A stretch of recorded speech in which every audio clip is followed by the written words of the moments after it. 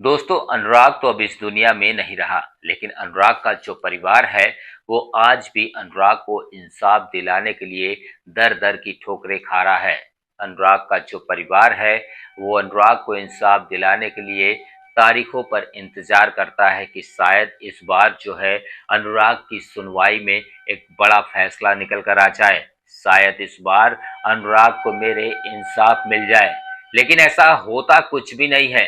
हालांकि आज जो है इस मामले में फाइनल बहस होने वाली थी, फाइनल सुनवाई होने वाली थी, लेकिन फिर से एक बार कंडोलेंस होने की वजह से जो है इसमें फिर से एक नई तारीख पड़ गई। अब जो नई अगली तारीख पड़ी है वो 30 मई पड़ गई है, यानी कि 30 तारीख को अब फिर से ये उम्मीद लगा के लोग बैठेंगे कि क्या इस फाइल में सुनवाई बड़ी होगी, लालता का साम्राज्य ढाया जाएगा या फिर जो है फाइल को खारिज कर दिया जाएगा।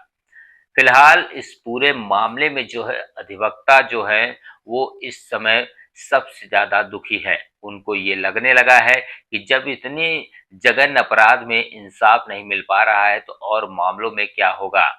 अधिवक्ता सत्यवीर सिंह हो या फिर सरकारी अधिवक्ता जो अनुराग का केस देख रहे हैं, वो उन लोगों का बस यही कहना है कि जब सरकार को ये पता है कि ये जमीन हमारी है तो उसे लेने में इतनी देरी क्यों हो रही है।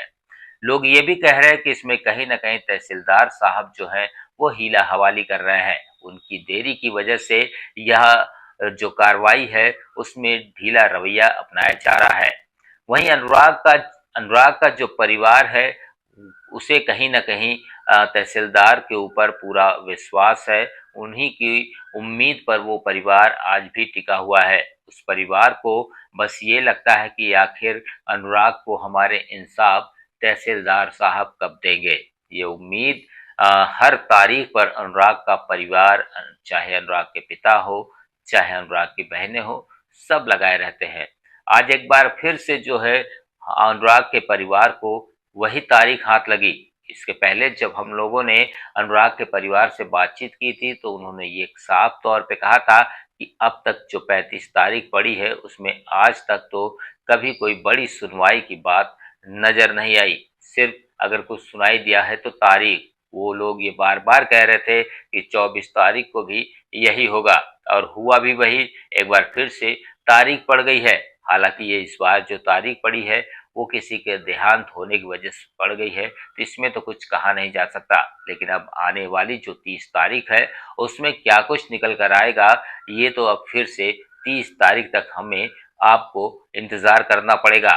फिलहाल आज जो अधिवक्ता है वो क्या कह रहे हैं वो हम आपको सुनाएंगे। अधिवक्ता कहीं ना कहीं अब वो नाराज हो गए हैं। वो जो है बस यही कह रहे हैं कि जिलाधिकारी से अब हम मिलेंगे और उनसे सीधे ये सवाल करेंगे कि जब आखिर में इस मामले में सुनवाई होनी ही नहीं है तो हमें इस मामले में क्यों लाया गया है। फिलहाल क्या कुछ अधिवक्ता जो है वो कह रहे हैं। अनुराग के जो सरकारी अधिवक्ता है सत्यवीर सिंह जो है प्राइवेट अधिवक्ता है, और उनके साथ तमाम अधिवक्ता जो है क्या कुछ कह रहे हैं, आइए आपको सुनाते हैं। देखिए, उसमें तहसीलदार साहब का रवैया इस समय बहुत सही नहीं है। बार बार उनको अवसर दिया जा रहा है, जब तारीख ऐसी डेट लगाई जा रही है जिस दिन उनका न्यायालय नहीं करते। तमाम चीज़ें हैं। तहसीलदार की जो इस समय रवैया है वो थोड़ा सा भूमिका उनकी जो है सही नहीं है, क्योंकि जिस चीज़ की सीमांकन पूरे प्रशासन के सामने करा दिया गया, अब उसमें क्या वेरिफिकेशन आपको करना है। जिस समय हत्या हुई उसकी, उस समय जिलाधिकारी, पुलिस अधीक्षक, 7 कानूनगो, 9-10 ठो लेखपाल, सबके सामने जिलाधिकारी ने स्वयं सीमांकन करा दिया। तब आपको चौहद्दी और दुनिया भर का तामझाम करने की आवश्यकता है। आप अगर नहीं बेदखल करना चाहते, नहीं घर उसका गिराना चाहिए, तो सीधे सीधे ऑर्डर कर दीजिए कि हम चाहे जितने लोगों के सामने सीमांकन हुआ उसको डिनाई करते हैं। अनावश्यक प्राइवेट पर्सन का बयान, जिला हमने अप्रोच किया कि 67 की कार्रवाई में प्राइवेट व्यक्ति का कोई जो है रोल नहीं होता, ये स्टेट केस है। अब आप अपने लेखपाल, आपका मशीनरी है, उसने सीमांकन किया तो आप कार्रवाई करिए। अनावश्यक उनके द्वारा डिले किया जा रहा है। आज एक बार फिर से तारीख पड़ने की वजह क्या है आज? अब तो हम यही कहेंगे कि जानबूझ के शनिवार के दिन तारीख दिया गया, क्योंकि तहसीलदार साहब थाना दिवस, तहसील दिवस शनिवार के दिन होती है। और एक आरआई की बता रहे हैं कोई मौत हो गई, फिलहाल उस पर कोई बात नहीं है, ठीक है, आरआई की मौत हो गई। लेकिन उनका लिंगर करने का तहसीलदार साहब खुद लिंगर करना चाह रहे हैं। कारण क्या नजर है, क्यों लिंगर करना चाह रहे तहसीलदार साहब? अब यह चीज़ न बुलवावे तो अच्छा है, आप खुद समझें क्या कारण है, क्यों कराना चाह रहे हैं, क्यों नहीं करना चाह रहे हैं। क्या कोई दबाव वगैरह? दबाव वगैरह अब हमारे सामने कोई बात नहीं है, इसलिए जब तक कोई बात न सामने हो तब तक नहीं कुछ कहना चाहिए। लेकिन उनका रवैया जो है इसमें ढीला है। कितनी तैयारी थी आप लोगों की, क्योंकि आज उन्होंने अंतिम सुनवाई के लिए तारीख दी थी, कितनी तैयारी कई थी आप बार लोगों की? अंतिम सुनवाई के लिए उन्होंने लगाया। इसके पहले आप लोग मिले थे हमसे, तभी हमने कहा था कि आज एविडेंस क्लोज हो गया। एविडेंस क्लोज होने के बाद कौन सा एविडेंस होगा भाई? आपका एविडेंस दो ही बिंदु सिद्ध करना है कि आप क्या सरकारी प्रॉपर्टी पर आपका मकान बना है कि नहीं बना है, वो तय करेगी आपकी मशीनरी। आपकी मशीनरी बता दी, जिलाधिकारी ने अपने सामने सीमांकन कराया, पुलिस अधीक्षक महोदय थे, सारी टीम लगा के उन्होंने पूरे गांव का सीमांकन करा दिया था। तब भी आप उसमें बता रहे हैं कि चौहद्दी नहीं है, चौहद्दी प्रमाण पत्र लाओ। मैं क्यों चौहद्दी प्रमाण पत्र दूँ? मैं तो स्टेट को रिप्रेजेंट करने के लिए जिलाधिकारी द्वारा नियुक्त हुआ हूँ। और आपकी मशीनरी आप खुद जाके मौका देखिए।